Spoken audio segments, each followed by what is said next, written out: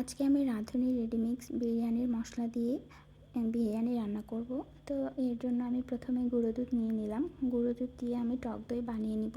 যেহেতু বাসায় ইনস্ট্যান্ট টক দই নেই, এর জন্য আমি গুঁড়ো দুধে ভিনেগার দিয়ে দিব। সামান্য পরিমাণ ভিনেগার দিয়ে এটা ভালো করে মিক্সড করলেই হয়ে যাবে টক দই। তো এরপর আমি পরিষ্কার করে কেটে রাখা যে চিকেনের টুকরোগুলো ছিল সেগুলো নিয়ে নিলাম। তো আমি আমার পরিমাণ মতো নিয়েছি, দুজনের জন্য একবেলার। আপনারা আপনাদের পরিমাণ মতো নেবেন অবশ্যই। এরপর আমি এটা মিক্সড করে রেখে দিলাম। মেরিনেট করে আসলে অনেকক্ষণ রেখে দেওয়ার কোনো প্রয়োজন নেই, এটা সাথে সাথে ব্যবহার করা যায়। তো এর জন্য আমি কড়াইয়ে তেল দিয়ে নিলাম পরিমাণ মতো। এরপরে আলুগুলো দিয়ে আমি হালকা গোল্ডেন ব্রাউন করে নিয়েছি। তো এরপরে আমি পেঁয়াজ দিয়ে দিলাম। আমি বেশি পরিমাণে পেঁয়াজ দিয়ে নিয়েছি, কারণ আমি এখান থেকে কিছু পরিমাণে পেঁয়াজ বেরেস্তার জন্য উঠিয়ে রাখবো।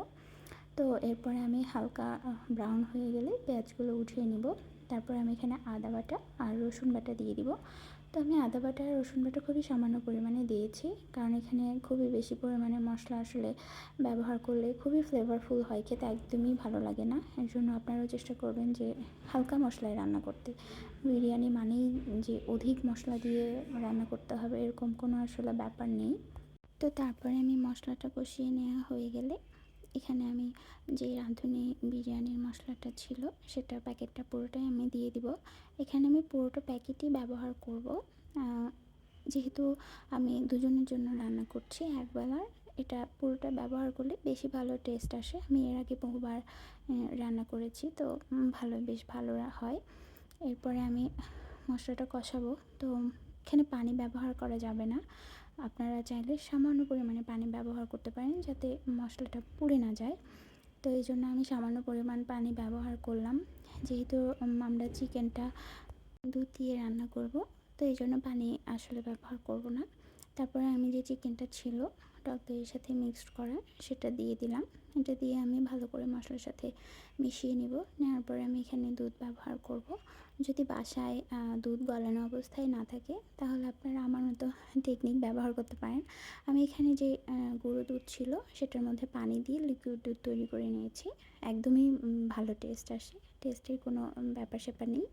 একদম নর্মাল যে দুধ সেই দুধের মধ্যেই টেস্ট আসে। তো আপনারা চাইলে করতে পারেন, মানে চুরি বিদ্যা আর কি।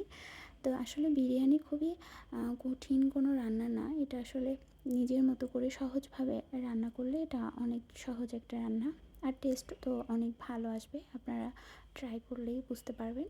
এরপরে আমি যে আলু ছিল সেই আলুটুকু দিয়ে দিলাম। দিয়ে আমি ভালো করে নেড়ে ঢাকনা দিব। ঢাকনা দিয়ে কষিয়ে নেব। তো এখানে বারবার ঢাকনা দিতে হবে, বারবার কষাতে হবে, কারণ মশলা নিচে লেগে যেতে পারে, সেই দিকটা লক্ষ্য রাখতে হবে। তো আমি বারবার ঢাকনা দিচ্ছিলাম, তারপরে কষাচ্ছিলাম, আবার ঢাকনা দিচ্ছিলাম। তো এটা একটু লেন্দি প্রসেস। আর চুলার হিটটা একদমই মিডিয়াম রাখতে হবে, হাই করেও দেওয়া যাবে না, লো করেও দেওয়া যাবে না, এই দিকটা লক্ষ্য রাখতে হবে। তো কষানোর পরে যখন দেখবেন যে একদমই তেল থেকে মশলা আলাদা হয়ে গিয়েছে, সেই পর্যায়ে চুলা বন্ধ করে দিতে হবে। তো আপনারা দেখতেই পাচ্ছেন যে মশলা তেল থেকে আলাদা হয়ে গেছে এবং মাংস সিদ্ধ হয়ে গিয়েছে। এ পর্যায়ে আমি অফ করে দিব। এরপরে আমি রাইসটা বানানোর জন্য এখানে পাতিলে গরম পানি দিয়ে নিব।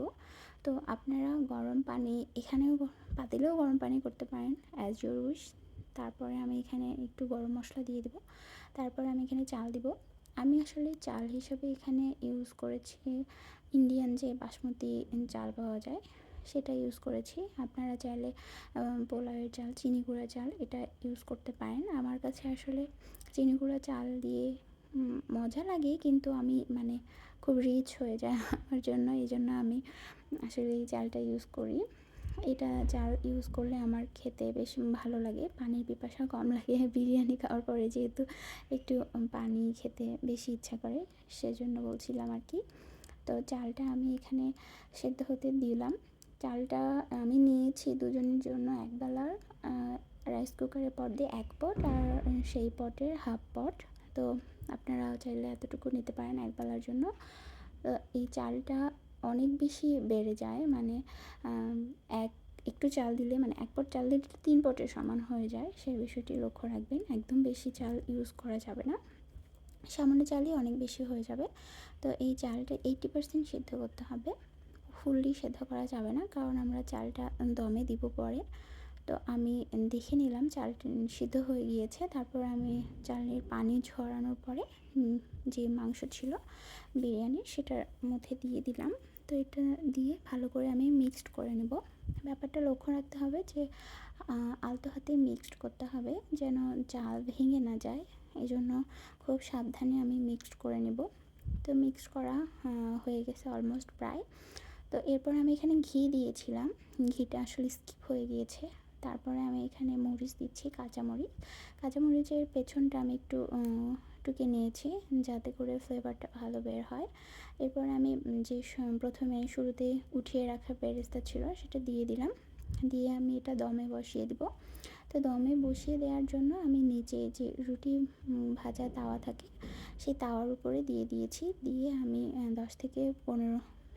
15 থেকে 20 মিনিট আমি দমে দিয়েছিলাম।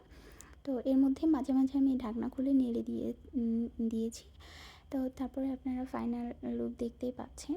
এটা আসলে খুবই মজা হয়। আসলে বিরিয়ানি রান্না কঠিন কোনো ব্যাপার না, আপনারা যদি নিজেদের মতো করে চেষ্টা করেন খুবই ইজি। শুরুতেই ভয় পাওয়া যাবে না। দেখবেন তো আমি খুবই সামান্য, মানে কোনো তেমন কিছু ব্যবহার না করে আমি খুব সুন্দর বিরিয়ানি রান্না করলাম। যেরকম ফ্লেভার চলে আসছে সেরকম কালার, এভরিথিং ওকে। তো আপনারা চাইলে এভাবে ট্রাই করে দেখতে পারেন, খুবই মজার হয়, নিশ্চয়ই ট্রাই করে দেখবেন।